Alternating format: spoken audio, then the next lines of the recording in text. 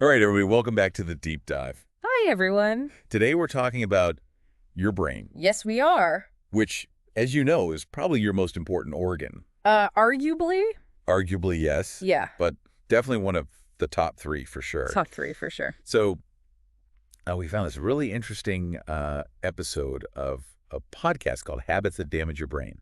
It's called English Dose. Mm-hmm.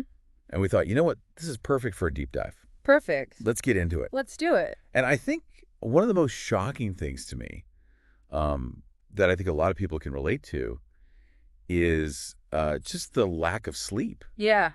and how damaging that can Yeah. be. And it's, we all kind of know that sleep is good for us, but I Yeah. think it's sometimes hard to conceptualize how important it is. Right. So, like, one of the studies they talked about in this episode was saying that lack of sleep can literally shrink your brain. Like shrink it. Shrink it. And specifically, they're talking about the hippocampus, Oh. which is the area of your brain that's responsible for taking short-term memories and converting them into long-term memories. Which is important. Pretty important. Yeah, you kind of need that.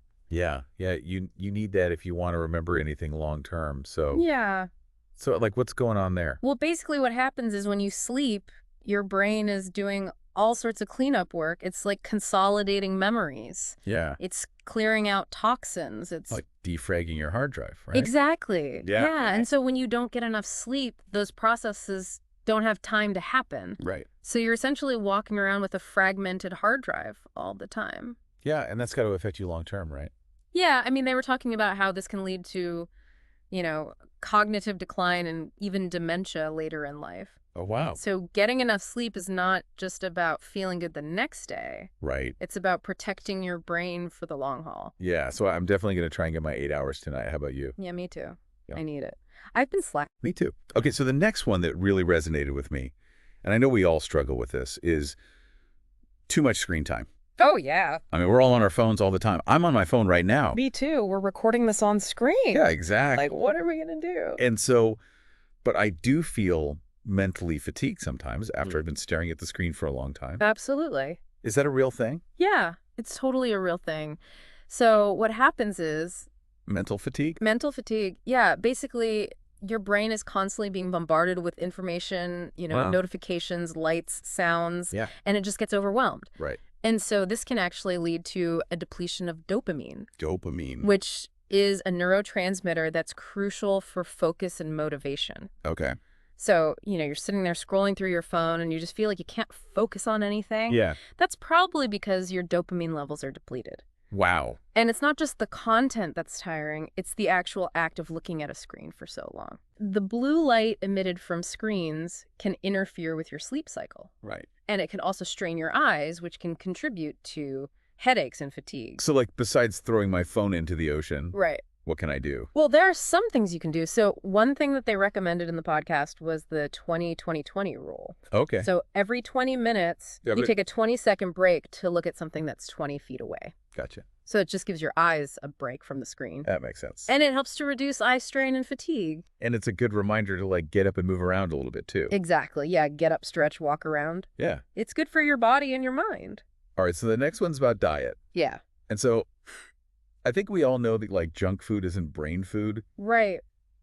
but I want to know more. Okay. Like what's going on there? So think of your brain as like a high performance engine, Okay. right? It needs the right fuel to run properly. Right. And so when you're putting in junk food, it's like putting in low grade gasoline. It's just not going to perform as well. Yeah. So instead of fueling your brain with processed foods and sugary drinks, Mm-hmm. you want to be feeding it with nutrient rich foods that are going to support its function. So like what? So some examples they talked about were omega-3 fatty acids, Okay. which are found in oily fish like salmon, and they're really important for brain cell health and communication. Okay. Another one is antioxidants, which are abundant in berries. Okay. And those help to protect the brain from damage. All right. So I'm picturing a plate with salmon and some berries and maybe some nuts. Yeah, Sounds pretty good to me. sounds good to me too. All right. So moving right along. Yeah. We've got lack of exercise. And Mm. I've always thought about exercise as being good for my body, Right. but how does it actually benefit my brain? So when you exercise, your heart rate increases. Yeah. And that pumps more blood and oxygen to the brain. Mm-hmm. And this increase in circulation nourishes brain cells and stimulates the release of growth factors, which promote the formation of new neurons and connections. So it's literally like hitting the gym for your brain. Exactly. Awesome.